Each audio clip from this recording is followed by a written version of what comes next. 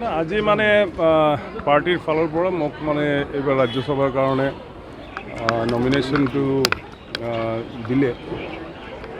সেইকাৰণে প্ৰথমতেতো কথা হৈছে যে পাৰ্টিৰ আমাৰ সকলো নেতৃবৃন্দ যি আছে, বিশেষকৈ আমাৰ অসমৰ মুখ্যমন্ত্ৰী মাননীয় হিমন্ত বিশ্ব শৰ্মা মহোদয় আৰু আমাৰ ৰাজ্যিক সভাপতি দিলীপ শইকীয়া মহোদয়,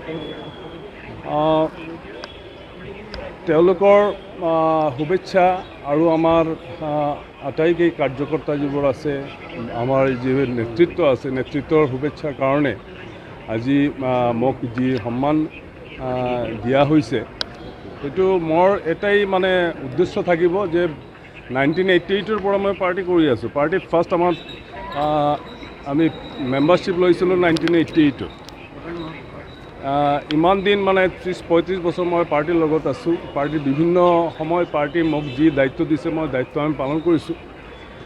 আৰু এই পাৰ্টিৰ আগতে মানে পাৰ্টি কেনেকুৱা আৰু আগবাঢ়ে আৰু আমি যি ফালৰ পৰা আহিছোঁ বৰাক ভেলীৰ পৰা, বৰাক ভেলী এতিয়া এই গভৰ্ণমেণ্ট অহাৰ পিছত বৰাক ভেলীতে আমাৰ বহুত ডেভেলপমেণ্ট ষ্টাৰ্ট হৈছে। কিছু ডেভেলপমেণ্ট আৰু কৰিব লগা আছে। সেইবোৰ আমি চেষ্টা চলাম বৰাক ভেলীৰ লগতে গোটেই অসমৰ বিভিন্ন সমস্যা আছে সেইটো লৈ দিল্লীত কথা পতা আৰু তাৰপিছতে সেই সমস্যাবিলাক কেনেকুৱা সমাধান কৰিব লাগে। আমাৰ মাননীয় মুখ্যমন্ত্ৰী মহোদয় বহুত চেষ্টা কৰি আছে অসমক একটা মানে ভাল এটা ৰাজ্য হিচাপে আগবঢ়াই আনিবলৈ। তো তেওঁৰ যিটো প্ৰচেষ্টা সেই প্ৰচেষ্টাত আমিও সহযোগী হ'ম। সেই হাল লৈ মানে মই মোৰ কামটো চলাই যাম।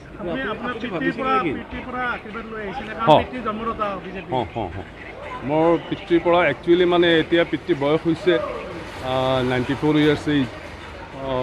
এতিয়া মানে গাটো ভাল নাথাকে। তেতিয়া আজি যিটো মোক মাননীয় মুখ্যমন্ত্ৰী মহোদয় যেতিয়া মোক জনালে যে এনে এটা ডিচিশ্যন হৈছে আপোনাক, তেতিয়া মই মোৰ দেউতাক ক'লোঁ যে এনে এটা ডিচিশ্যন হৈছে পাৰ্টিৰ ফালৰ পৰা মোক ৰাজ্যসভাৰ কাৰণে অসমৰ পৰা মোক টিকেট দিয়া হৈছে।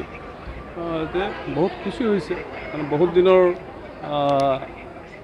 প্ৰচেষ্টা, বহুত দিনৰ কাম পাৰ্টিৰ সংগঠনৰ কাৰণে তেওঁ কৰিছে। আৰু ময়ো মানে লাষ্ট 30-35 বছৰ ধৰি যি কাম মই কৰিছোঁ, পাৰ্টিয়ে আজি মানে এটা কথা বুজাই দিছে যে পাৰ্টিত যোনে মানে চিনচিয়াৰলি কাম কৰিব, তাক পাৰ্টিয়ে সন্মান আজি নহ'লে কালি দিব। সেইটো বুজি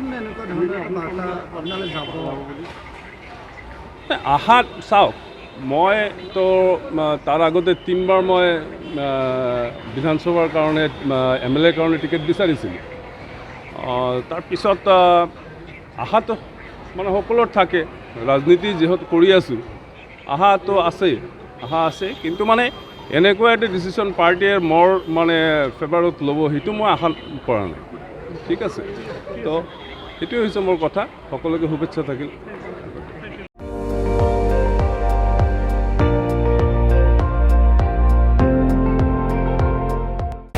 আপুনি চাই আছে ND24, সৰ্বশ্ৰেষ্ঠ নহয় সৰ্বোত্তমৰ দৌৰ।